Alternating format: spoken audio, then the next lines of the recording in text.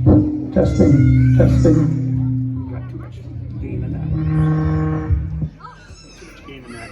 Can you bring down the gain on 2 mics? Thanks, Jeff. We'll turn down the gain, and then we won't get feedback like crazy. Okay. And a roll. Testing, testing. Test 1, 2. That's better. After the real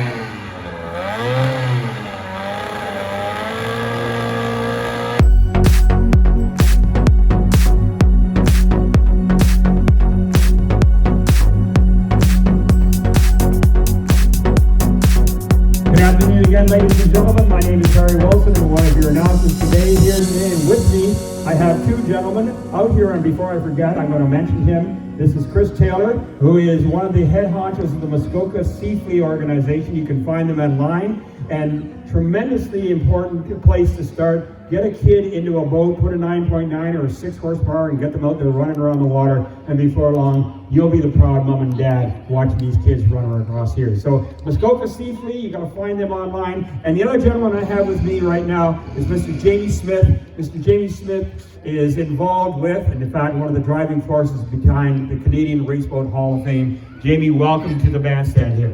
Thank you, Harry, and it's just exciting to be here. You and I have done this a couple of years in a row.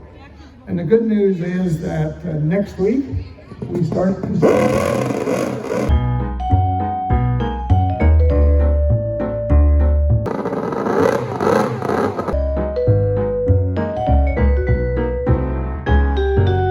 Jamie, I spent my entire life working in the theater, and the rule of thumb was never go on stage with kids or animals because you've been upstage. I think we can add a D-mod hydroplane to that mix right now.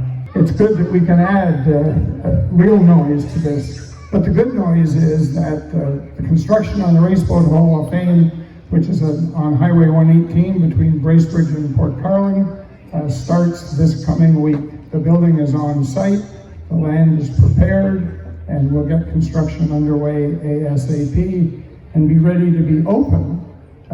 In the spring, March, we'll start doing events to just break it up and making sure it's going to run well. I guess they call that a soft opening, don't they? Yeah, we're going to call it very soft. But then in July of 2024, to coincide with the Wooden Boat Show, and to a certain degree coincide with this event, we'll be open. Well, this is great news. Now, Jamie, I want to ask you a little bit of a question. It's called the Canadian Raceboat Hall of Fame, not the Canadian Racers Hall of Fame. What was the driving impetus behind the whole idea of defining this hall by that title? We recognize that Canada has a wonderful history. It's an international history of raceboats. And we've got designers, drivers, and builders here in the Muskoka community and across the country that have raced internationally with great success. And the gentleman standing on my right, Mr. Wilson, his father was one of them. He did a little bit of that, but the great thing is recognizing first and foremost the names that people recognize from the glorious days, the Miss Super Tests, the Tempos, the Miss Canadas. These boats, they were kind of becoming forgotten pieces of history. And not now, because of you and a gentleman by the name of Murray Walker. The exciting part of that comment, Harry, is that currently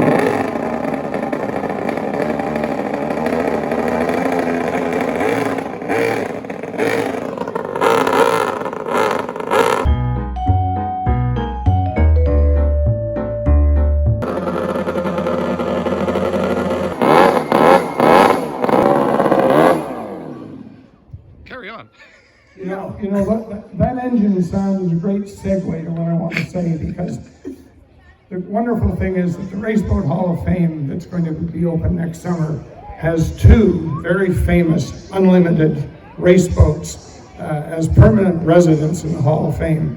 One is Miss Super Test 3 and the other is Tempo 7. Super Test 3 was driven by Bob Hayward. The boat never lost a race. It challenged for the Harmsworth Trophy 3 years in a row in Picton. It won the first race, and it never lost in the challenge races. Tempo 7 was owned by a Canadian. Some of our senior citizens in the audience will recognize the name Guy Lombardo from London, Ontario. And that boat arrived in Muskoka about 2 weeks ago right now. And the glorious thing about Tempo 7 and Miss Super Test 3 being together again, and I said it again, is that when Guy Lombardo sold his boat, he sold it to an American by the name of Chuck Thompson, a brilliant driver himself, and he campaigned it as Miss Detroit. In 1961, Super Test and Tempo 7 / Miss Detroit met again. That is correct. You're a wonderful historian, Harry. I don't know how the hell I'd ever do this dog and pony show without you. Well, you give me claims that are not really I do, but Tempo 7 was a glorious race boat in her own right. In the previous year, in 1960, she was the winner of the Silver Cup and also the President's Cup in the United States, so she was a worthy competitor to Miss Super Test 3 to challenge for the Harmsworth. But she got soundly defeated by Super Test 3. That's all correct. We will have a number of boats.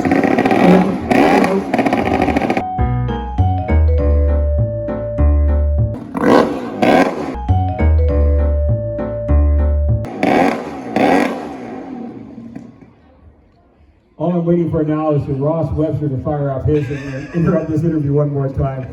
Jamie, you were talking there about the glory of inboards, but it isn't going to be just an inboard museum. We're going to have other boats there as well, aren't we?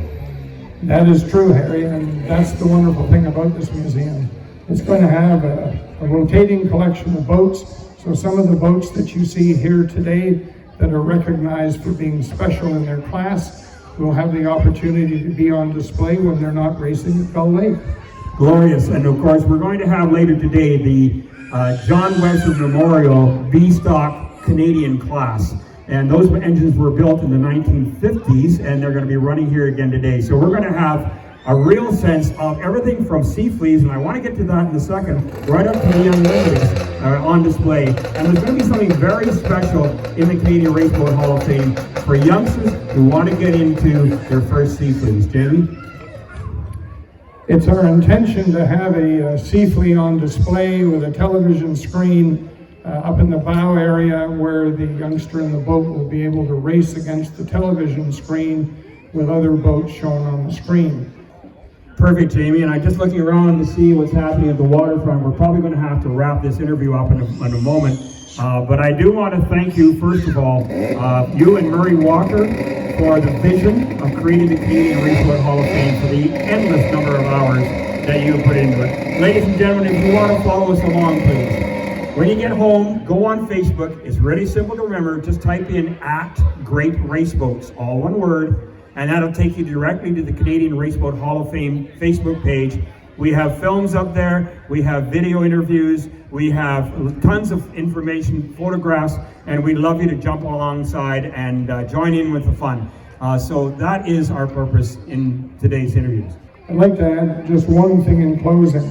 The gentleman that's doing the videoing here, of course, most of you would know, runs the Muskoka Sea Fleet organization. And we've made space in the Race Boat Hall of Fame for him to have a workshop there. So he will be able to do his youth programs there. And I understand that there may be an opportunity at some point to do adult programs. So we're really excited about having Muskoka Sea Fleet on board with us in the Canadian Race Boat Hall of Fame. And what a great thing to bring in the end. This is one of the things that makes our Canadian Race Boat Hall of Fame unique. It's named for race boats, and it's not a staid honoring of things that have passed. It's a vital, living place for young kids and parents to get involved with this wonderful sport called boat racing. Jamie Smith, thank you very much for joining us here today. Thank you, Harry, and thank you, Chris Taylor. And we'll be back with the second round of Powerboat Racing in just a minute.